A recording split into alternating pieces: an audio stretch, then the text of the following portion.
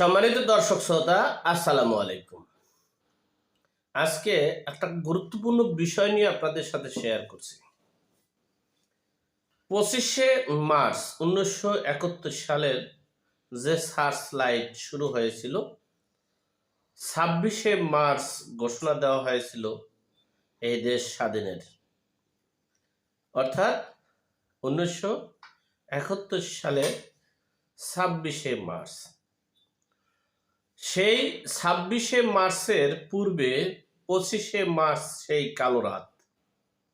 সেই কালো রাতের সময়টাই বেছে নিয়েছেন মার্কিন যুক্তরাষ্ট্র সহ সকল রাষ্ট্রগুলো। সে বিষয়ে আপনাদের সাথে শেয়ার করছি। দেখেন, আমি বিভিন্ন তথ্য উপত্য সংগ্রহ করে যেটা পেয়েছি সে বিষয়ে আপনাদের সাথে শেয়ার করছি।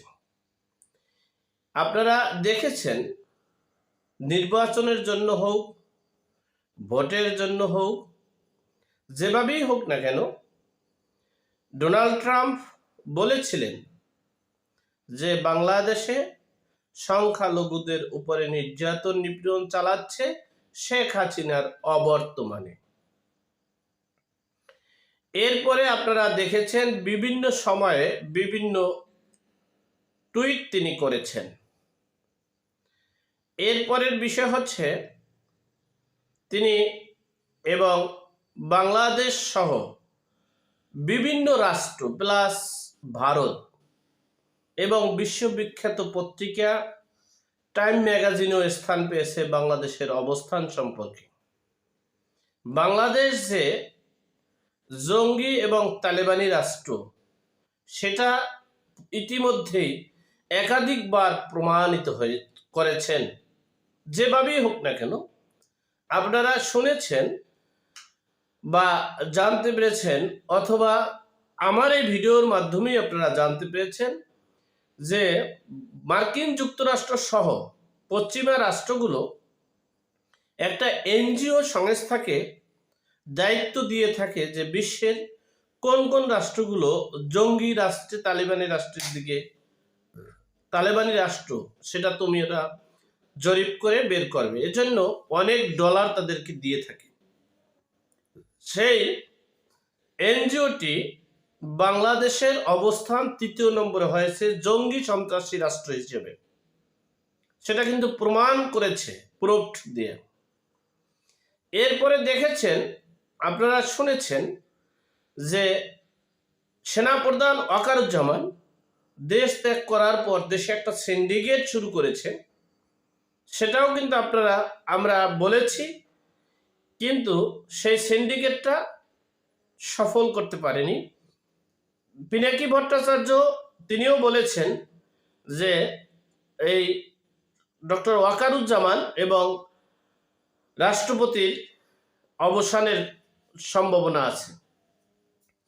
সেজন্য দেখেন আপনারা এই 3 দিনে বাংলাদেশেও নানান ধরনের অপকর্ম হয়েছে। এরপরে 7ই মার্চ যেদিন তিনি ফ্লাইট করবেন, তিনি কিন্তু তার শাহজালাল বিমানবন্দরে ফ্লাইট করার কথা ছিল, কিন্তু সেখানে তিনি করতে পারেন নাই তার নিরাপত্তার জন্য। ঠিক এরপরেই দেখেন বাংলাদেশে ইতিপূর্বেই আগেই কালো পতাকার মিছিল হয়েছে, মিটিং হয়েছে এবং দেশে মব তৌহিদি জনতাও এই কালো পতাকাধারীরা ঢুকে গিয়েছে। প্রত্যেকটা অঞ্চলে, প্রত্যেকটা মহল্লায় এই কালো পতাকাধারী অর্থাৎ মানে হিজবুত তাহরির এটা বাংলাদেশি কোনো সংগঠন নয়, এটা ইন্টারন্যাশনাল ক্রাইম সংগঠন। আপনারা দেখেছেন যে শুক্রবার দিন তারা যে বাংলাদেশের একটা বিশৃঙ্খলা প্রত্যেকটা সেক্টরে করেছে, সেটা শুক্রবার দিন জুমার নামাজ অর্থাৎ বাইতুল মোকাররম মসজিদটাকেই তারা নির্দিষ্ট সীমানায় রেখেছে। সেখানে আপনারা দেখেছেন এই হিজবুত তাহরির বাংলাদেশে কতটা শক্তিশালী হয়ে গেছে। শত শত লোক, প্রায় হাজার হাজার লোকের সমাগম তারা করেছেন, বিশৃঙ্খলা করতে চেয়েছেন এবং তারা এই দেশের বিভিন্ন সেক্টরে একটা অরাজকতা সৃষ্টি করতে চেয়েছেন। সেখানে আপনারা দেখেছেন এই নিষিদ্ধ ঘোষিত পররাষ্ট্র অন্য রাষ্ট্রের সংগঠন, জঙ্গি সংগঠন হিজবুত তাহরিকে 36 জনকে গ্রেপ্তার করেছে। যাই হোক, এখনো চলমান আছে।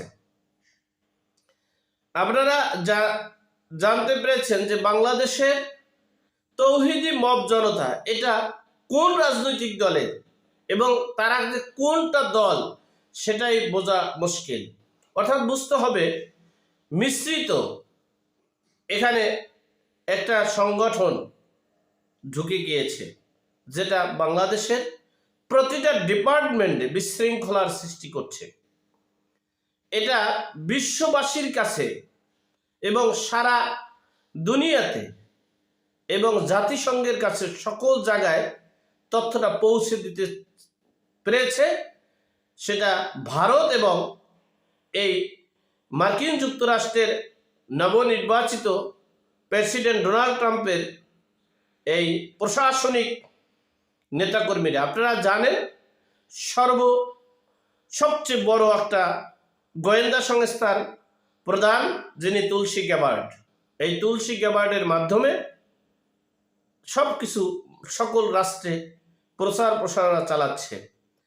ইতিমধ্যেই একটা কৃষ্ণমতী একজন আছেন, তিনি কিন্তু এই 25শে মার্চের যে একটা অনাকাঙ্ক্ষিত মানে বড় ধরনের একটা ঘটনা ঘটতে যাচ্ছে বাংলাদেশে, সে বিষয়ে সকল তৎপরতা যেখানে যা এই কৃষ্ণমতী তিনি মেকানিজম করছেন প্রত্যেকটা ডিপার্টমেন্টে এবং প্রতিটা সেক্টরে এই মেকানিজম করতে আছেন। যাই হোক, এই 25শে মার্চ অর্থাৎ 24শে রমজান, এই 25শে রমজানে 25শে মার্চ কালো রাতের, 26শে মার্চ স্বাধীনতার যে দিবস, এই দিনটাকে বেছে নিয়েছে। তবে এখানে আপনারা অনেকেই বলতে পারেন, মিডিয়ায় দেখাচ্ছে, বলতে পারেন ইলন মাস্ক, এই ইলন মাস্কের সাথে সম্পর্ক, ইলন মাস্কের বিষয়টা আর এই ইন্টারন্যাশনাল বা আন্তর্জাতিক বা দেশি বিদেশির যে প্রভাবটা এটা একবারে ব্যতিরেক। ইলন মাস্ক হলো একজন ব্যবসায়ী, ডক্টর ইউনূস সাহেবও একজন ব্যবসায়ী। সেই হিসেবে ইলন মাস্কের সাথে সম্পর্ক থাকলেও তাতে কিচ্ছু আসে যায় না।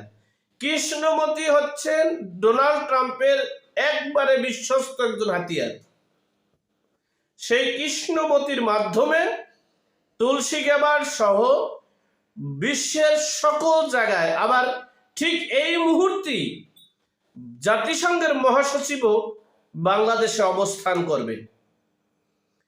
ঠিক আমরা এই অবস্থানের পরপরই এই 25শে মার্চকে সিলেক্ট করেছে এবং এই 25শে মার্চ বাংলাদেশের সকল সেক্টরে মেসেজ ইতিমধ্যেই চলে গেছে। তারা সকলে ঐক্যবদ্ধ হয়ে ঢাকায় রাজপথ দখল করার জন্য প্রস্তুতি নিচ্ছে। এখন আজকে এই মুহূর্তে একটা মেসেজ পেয়েছি, 25শে মার্চ তো আছে, সেকেন্ড অপশন নিয়েছে এপ্রিলে, অর্থাৎ ঈদের 2-1 দিন পর।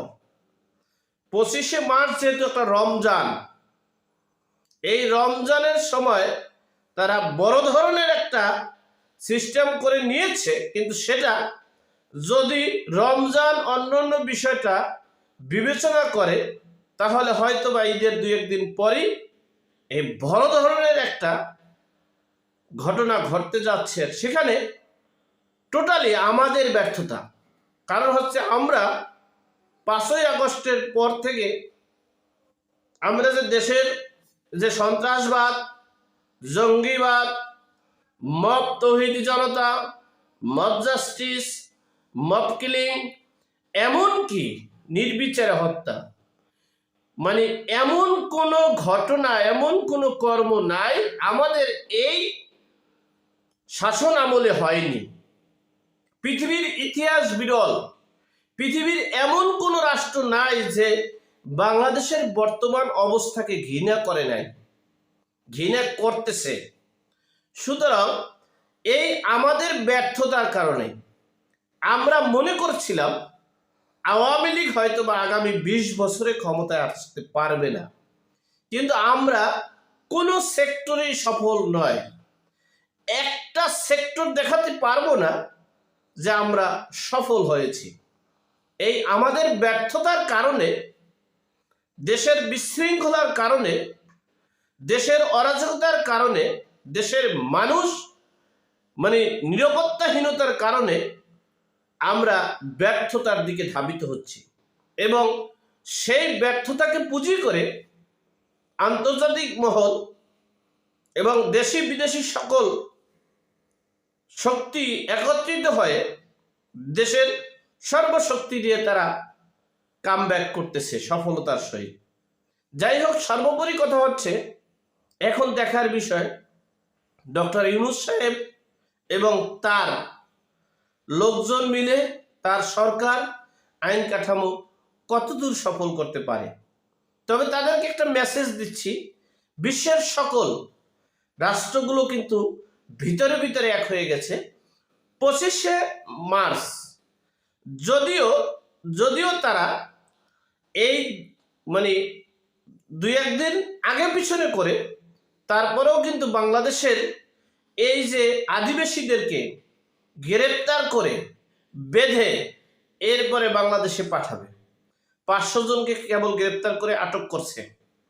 এর পরের অপশন হচ্ছে বড় ধরনের সকলদেরকে একটা স্যাংশন দিতে পারে। 3য় নম্বর অপশন হচ্ছে ভিসা পাসপোর্টগুলো সব বন্ধ করে দিতে পারে। 4র্থ নম্বর অপশন হচ্ছে ভারতকে সহযোগিতার মাধ্যমে তারা 10,000 শান্তিরক্ষা বাহিনী ঢুকাতে পারে। এখন বিষয়টা হচ্ছে আমরা এটাকে কতটা মোকাবেলা করতে পারবো। কারণ হচ্ছে আমাদের এমন কোনো যোগ্যতা আমরা দেখিনি যে এই যোগ্যতাটা এখানে আমরা সফল হয়েছি, দেখিনি। এখন দেখার বিষয় সামনে আমরা কতটুকু সফল হব। আল্লাহ আমাদের সকলের বিপদ আপদ বালা মুসিবত থেকে হেফাজত করুক। আমিন। আসসালামু আলাইকুম।